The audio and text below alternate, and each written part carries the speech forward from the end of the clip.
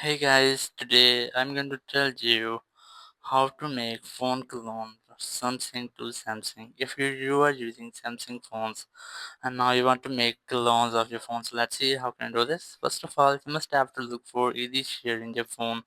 If you won't get it, you can easily install it from Play Store. Just open Play Store and here go for search and search for easy share app. Just search for it and then you can easily install it. I have already installed. Just open the app and here just select device clone here, and after that you must have to open the same app in the second phone. Just open it and here select device clone again, and here select this is an old device, and here you can easily select this is a new device. Just select it, then select Android from here, and here you just have to scan the QR code to connect with. And after the connection you must have to look for your data size.